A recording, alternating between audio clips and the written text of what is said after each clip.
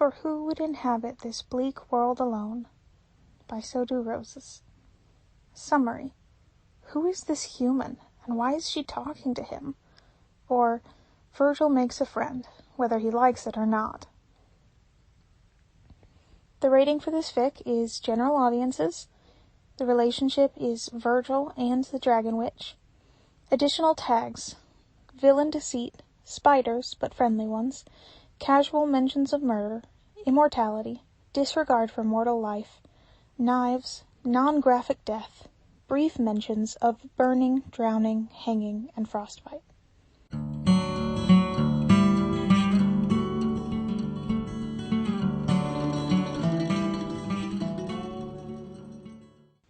I can hear you, you snake. Wasn't trying to be quiet, Virgil. Virgil didn't even open his eyes, just kicked his foot out against the tree, setting his web hammock swinging again. Of course his brother had to come and shatter the peace of his clearing, just when Virgil had gotten his web just the way he liked it and gotten comfortable, as well as rub it in that he knew Virgil's name when Virgil didn't know his. "I'm bored," said his brother after a moment. "I don't care. I want to go terrorize the humans. You always want to terrorize humans, and I still don't care." His brother hissed, sibilant and drawn out. Virgil tried not to smirk. His brother was, hands down, the most irritating thing in the entire forest. Needlessly cruel, obnoxiously self-absorbed, and convinced he was the greatest thing to grace the earth in 1,000 years. Virgil wondered occasionally how they were even related. It was a testament to how much he cared about Mother that Virgil hadn't just killed him out of sheer frustration by now. "I don't see why everybody has to play nice with the mortals just because you're afraid of them." Virgil opened one eye and looked down at him with all the disdain he could muster. "So what I'm hearing is you want one of the human horses to kick you in the face? With all that cursed metal nailed to it? You want a big hoofprint burn somewhere to match the one on your face?" His brother scowled, raising his hand automatically to the scar that spanned the left side of his face. He sneered. "I'm just saying. I don't see why your cowardice has to confine the rest of us." Virgil twisted out of the hammock and landed directly in front of his brother, glaring. "My forest, my rules. Leave the humans alone and shut up about it." His brother sneered like he was going to say something back, but he was cut off by a distant sound. One of Virgil's sisters spun down on a bit of thread, whispering. "A human," she hummed, her spindly little legs finding purchase on the hand he held out for her. "A girl, far away from the village. Why does she wander so far? She is lost or foolish." "The latter, most likely," he replied, because as the human came closer he could hear her singing. She seemed totally unconcerned with her whereabouts or the volume of her voice. He couldn't see her yet, but he could hear her loud and clear. Most humans who came this deep into the forest were on the verge of tears by this point. And this one was singing. Virgil suddenly felt like he was going to have a very long day. "And if I am thrown into the darkest dungeon, all these are futile works," her voice rang, cutting through the quiet calm of the forest. "Because my thoughts tear all gates and walls apart." "She's trespassing," hissed his brother. "We should kill her for her presumption." "Always with the killing with you," muttered Virgil. "It isn't like we have a front door she broke down." "She should know better." Patience too thin to continue putting up with his brother's cruelty, Virgil snapped. "You should know better than to keep questioning me. When you're the oldest son, you can do whatever you damn well want, but you're not, so shut up." His brother made a furious, bitter expression before scoffing and walking in the opposite direction of the human. "Fine. You deal with her, and when she drives you to kill her anyway, I'll be delighted to say I told you so." Virgil rolled his eyes. His brother loved his theatrics. He'd be over it in a few moons. Virgil moved over another branch, keeping out of the human's sight as she came into view. She was still singing. "And so I will renounce my sorrows forever, and never again will torture myself with whimsy. In one's heart one can always laugh and joke and think." She cut herself off, perking up like a hound on a scent. Then, much to Virgil's surprise, she turned and looked directly at him. "Hello," she called through the trees. Virgil couldn't help it. He bolted. Hey, wait! It wasn't like Virgil was scared. What could she do to him, really? Even if she had anything cursed on her, Virgil was powerful enough that it wouldn't hurt for too long. So no, not scared. He just didn't feel like dealing with her. As he dashed through the treetops, he heard the giggling of his sisters around him. Always so shy, They teased, running from company. Virgil ignored them and the slight pinpricks of heat on his face. It should have been easy to outrun her. He was in the treetops, and she was barred by the detritus on the forest floor. But nothing she came across seemed to slow her down, whether she ducked under it or hurtled over it like it was nothing. Eventually he stopped, and when she skidded into view, her hair and skirts were in disarray, but she was barely breathing hard. "Well, that was rude," she said, blowing her hair out of her face. Virgil stared at her. He'd been alive a long time, and not once in all those years had a human ever been brave enough to call him rude. Or stupid enough. Maybe it's the same thing. "I just wanted to ask for directions," she said calmly, "before you took off like a hunted deer. Can you point me in the direction of the human village, Herr Spinne?" Warily he nodded. She waited a moment, then rolled her eyes. "Let me correct myself. Will you, Herr Spinne, please tell me which direction the human village that I am from is?" Now he was getting irritated. Who exactly did this human think she was? He crossed his arms and scowled at her. "Can you not speak?" she said impatiently. "Have you taken a vow of silence, like a monk?" "I can speak," Virgil snapped. "And for someone who complains I'm rude, you certainly don't have many manners yourself." "He speaks!" she cried. "A miracle! I'll have you know it's a bit hard to be polite to someone imitating a stump." "Are you suicidal, or are all humans this stupid?" "Well, I like to think I'm a little tougher than most humans," she offered, "and I certainly don't think I'm in danger from the likes of you." "I'm the Spider Prince," he said flatly. "This is my forest." She grinned. "I know exactly who you are. Point stands." At that point, he probably should have killed her, just on principle. "Why?" he said, doing his best to look bored. She just kept smiling. "Well, I'm a witch, of course." He stared. "A witch," he deadpanned. She nodded. He very deliberately looked at her muddy, tattered shoes, her rumpled, fraying dress, and her unkempt black hair, finally settling on her face. While he wasn't very sure how humans aged, this one was clearly barely more than a child. "I hope you don't mind if I'm not trembling in fear." She laughed then. "Oh well, regardless, I need to get home, and you're obviously not going to help me, so I must bid you goodbye, Bruder Spinne, you and your vow of silence." "Who said you were allowed to leave?" he said, as menacingly as he could.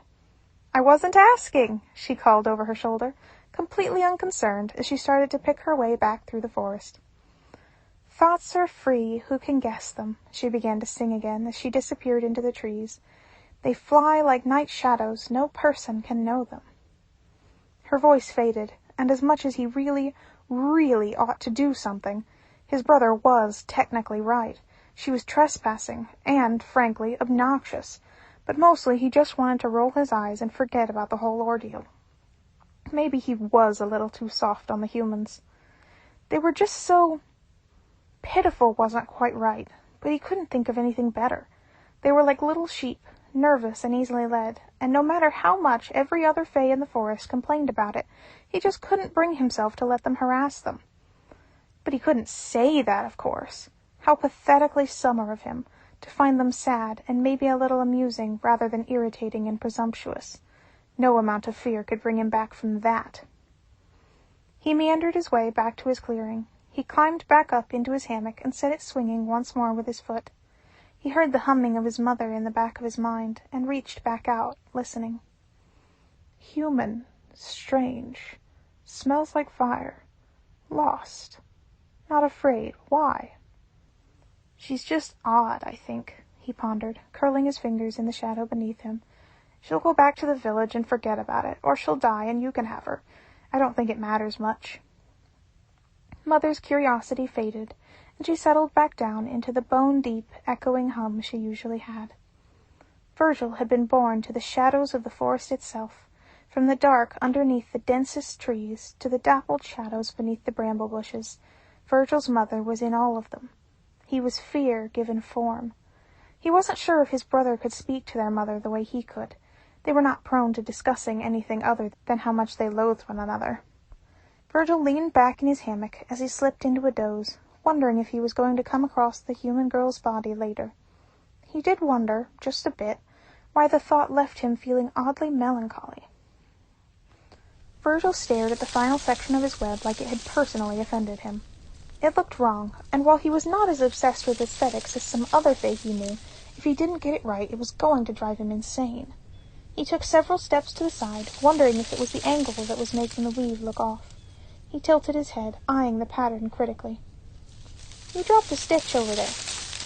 Virgil yelped in a distinctly undignified way, but he recovered fast enough that the human girl had to dive out of the way of the jagged silver knife he sent flying in her direction. "Really?" she demanded. "Are you always this rude? Ridiculous. If I threw knives at every guest that knocked on my door, I'd never get company again." She rearranged her skirts angrily. "Has it occurred to you," he snarled, "that maybe I don't want your blasted company?" "What a charmer," she said dryly. They stared at each other, neither one willing to give in. "You really did drop a stitch," she said conversationally. "Back there, by the blackberry bushes. It's thrown off your whole line." "Because you know so much about weaving webs, obviously," said Virgil, resisting the urge to look where she was indicating. "I knit," she deadpanned, "and by the looks of it, I'm better at it than you are." Virgil avoided the spot she indicated for a grand total of 4 seconds before snarling and stalking over to where he had, in fact, dropped a stitch. She didn't say anything, but Virgil could feel her radiating smugness. "See? Not so hard to listen to me, is it? Every time you open your mouth I want to kill you more, so by all means keep talking." The human had the audacity to laugh. "I have no doubt you'll make some horrible example of me," she said through her giggles. "What have you got? Will I dance until I wear out the soles of my shoes? Will you turn me to stone until someone calls my true name? You are incredibly insolent and utterly obnoxious. Because you are just a picture of decorum and grace yourself." "What do you want?" Virgil demanded. "A boon? A gift? Some kind of blessing? Or are you just content to mock me until I snap and put a knife in your throat?" "You won't kill me, and we both know it," she said smugly, perching on a log and grinning. "Oh, do share your thought process there." "You're bored," she said simply. "And I know what bored looks like, because I'm always bored. And since you're the most interesting thing I've found in the forest, we're each other's best bet at not being bored." Virgil really wanted to deny that, and was really, really irritated that he couldn't. "I'm not a jester," he said scathingly. "I'm not going to entertain you." "Too late," she sang. Virgil pulled out another knife and flipped it several times. "You continue to make it very hard not to kill you." She grinned, and he had to admit he'd never seen a human smile with quite so many teeth.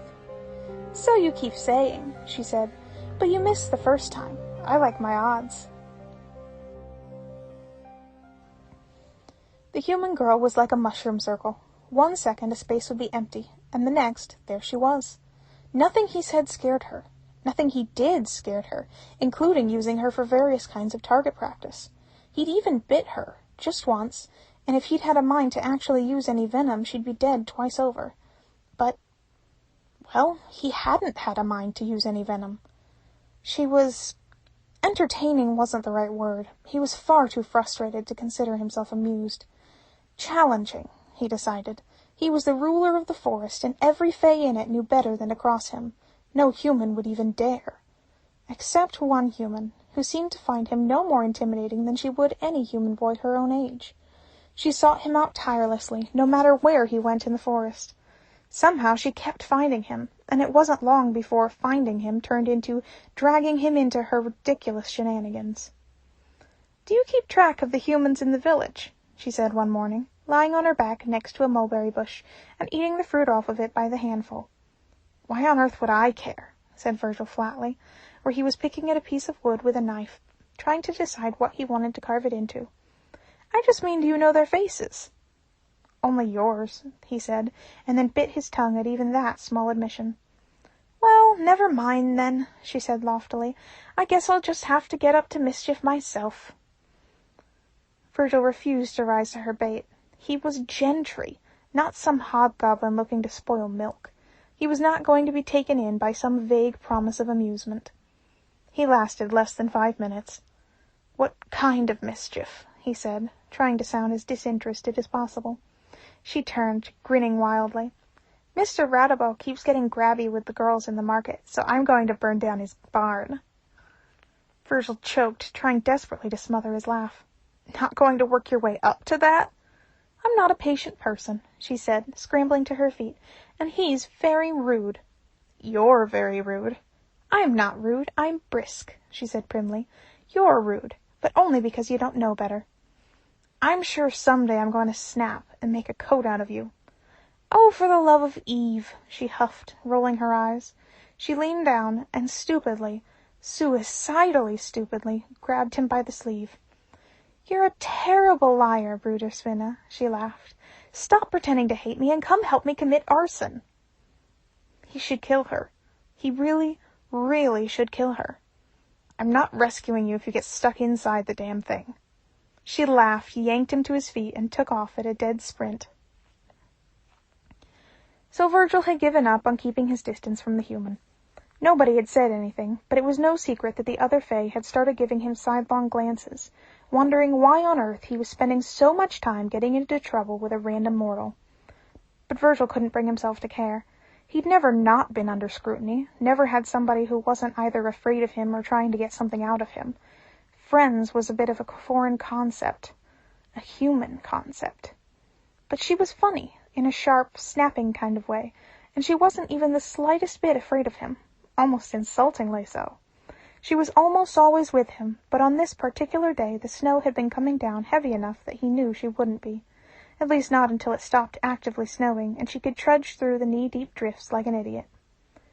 "You know," drawled his brother's voice from the shadows, "it's not like you to play with your food like this. You normally like to just get it over with." Virgil didn't answer, and tried to calm the anger that rose in response. "What are you talking about now?" he said flatly. "Your little pet mortal," said his brother. "How long do you plan on drawing it out?" "What I'm doing with the human is, shockingly, none of your business." "So you're not planning on eating her? Does that mean I can?" Virgil was across the clearing in a second, his hand around his brother's throat. "Don't touch her." There was a second of total silence, and Virgil realized his mistake as a slow smile spread across his brother's face. Caring was a weakness, and Virgil had just lit his up like a lantern. "You have my word," his brother purred, "that I will never lay a hand on your dear little human." "I'm not an idiot," hissed Virgil. "Your word means nothing, and we both know it." "I'm not any more capable of lying than you are," his brother said with a slight laugh. "Do I seem like I find this funny?" snarled Virgil. "Relax," his brother placated. "Why would I bother? And it is a little funny. After all, I don't really have to do anything. You've already done all the damage yourself." Virgil shook him furiously. "What are you talking about?" His brother rolled his eyes, taking on the air of someone who was explaining something incredibly simple to a moron. "Your human is mortal. She's with you now, and I'm sure you're both having a lovely time." He smiled again then, slow and nasty. "But you don't actually have that much time, do you?" Virgil froze. She's going to change. Humans are fickle and petty. Their minds and opinions change from year to year, even moment to moment. They are ever-shifting creatures. Slowly at first, and you won't notice. And one day you will turn your head away from her for a second, and she will be different. Leave for a season, and you will find another person entirely. "Shut up," said Virgil, but his voice was weak even to his own ears. His brother's smile grew wider still. "And then, one day, you will leave her side, for a week, for a day, for even a moment, and come back to a cold grave." Virgil dropped him, his stomach churning and his hands shaking. "I don't have to do anything, to you or your human," cooed his brother mockingly. "You already broke your own heart, all by yourself." Virgil tried very hard not to think about what his brother had said. She was young.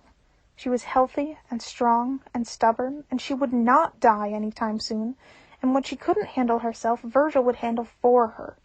He had one friend in the world, and the power of every fear in the forest contained.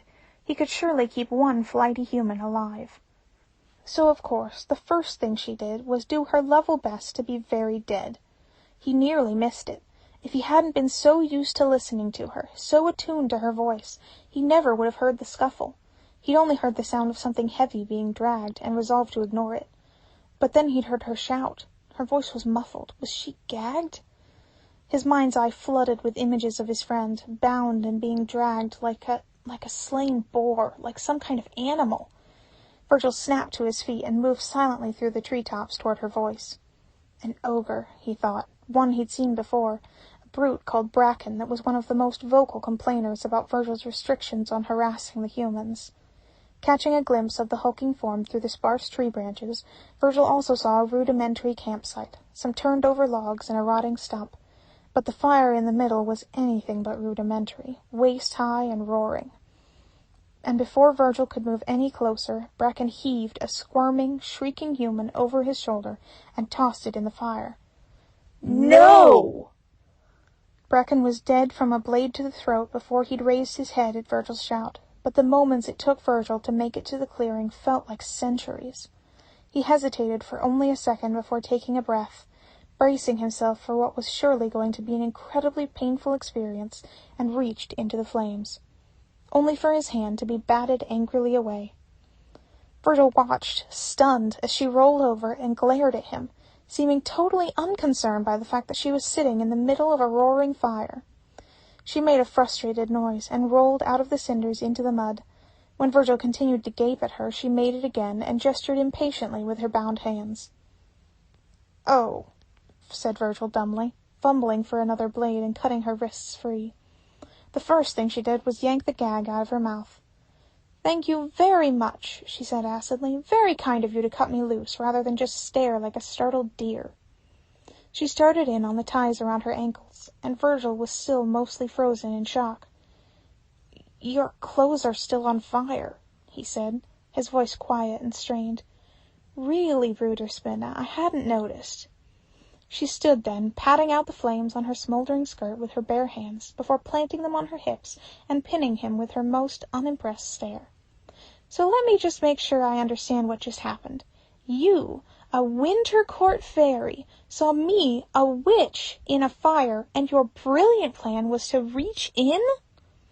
Virgil had no idea what kind of face he might be making. She didn't look impressed.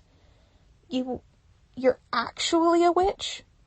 She stared at him incredulously. "I told you that!" "I thought you were bluffing so I wouldn't kill you," replied Virgil, and he couldn't even be embarrassed at how his voice was cracking. "And what does that have to do with you being fireproof?" "Witches don't burn," she said, as though this was common knowledge. "I can't drown either, or be hanged. They tried to get my mother back in Germany, and she just floated like a bobber on water. It was hilarious." She chuckled at the memory and shook her head. "I can't believe this hasn't come up at all till now. Are you sure you didn't know?" She laughed. Virgil's hands were still shaking, and she must have seen something in his face, because her smile started to ebb. "Bruderspinne?" she said hesitantly.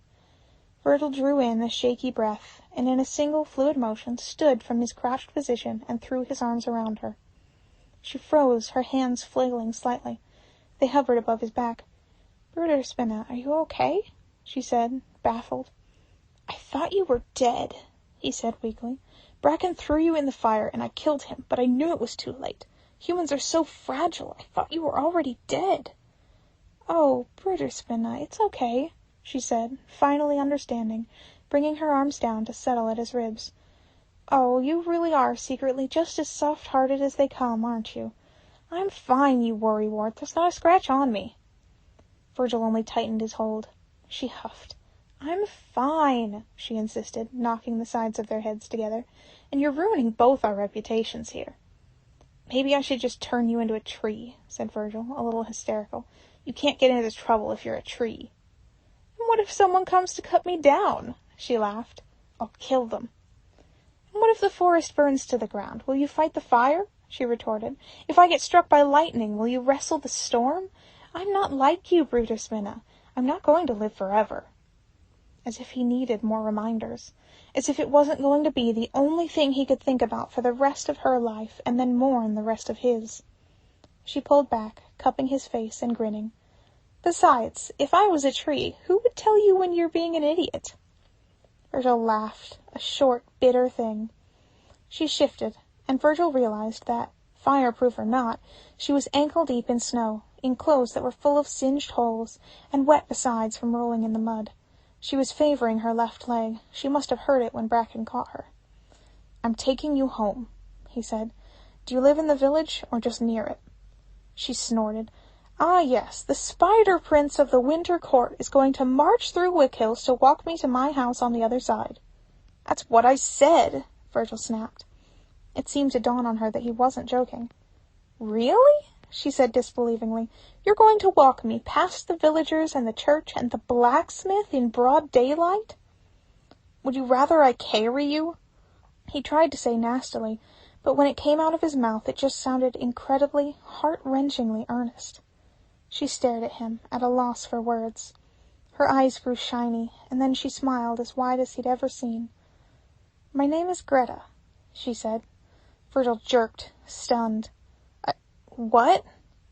Greta, she said, still grinning. My name. The name my mother gave me. My name is Greta. Have you lost your mind? Shut up, Virgil hissed. A name had power. A name was valuable.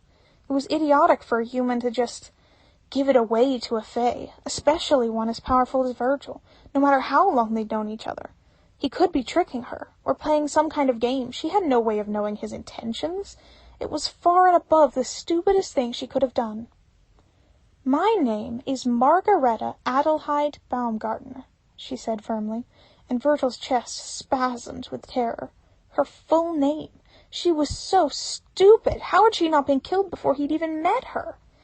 And some other emotion he couldn't identify. Gratitude, maybe? It's a gift from my friend, Greta continued. Don't, said Virgil weakly. You don't know what you're doing. I know very well what I'm doing, Greta said, reaching out and squeezing his arm. A gift from my friend, who I love more than anyone else. Who better to keep the secret of my name safe than the brother of my heart? You're so stupid, said Virgil wetly. But he laughed and embraced her again.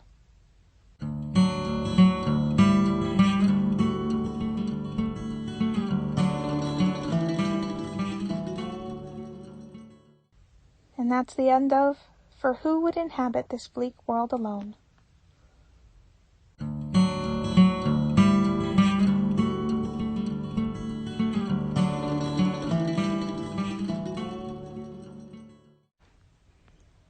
Hello, this is Kyra. You're listening to a dramatized podfic, which is a new type of podfic for me to make. If you'd prefer one without the music and sound effects, I have plain versions uploaded as well. In the description of this video will be links to the original fic, the author's Tumblr, the reader's Tumblr, and the audio editor's Tumblr. If you've enjoyed listening, like and subscribe. If you particularly enjoyed and want to give back to the creators, I'll link ways you can show support. Thank you for listening, and I hope you'll enjoy the next podfic.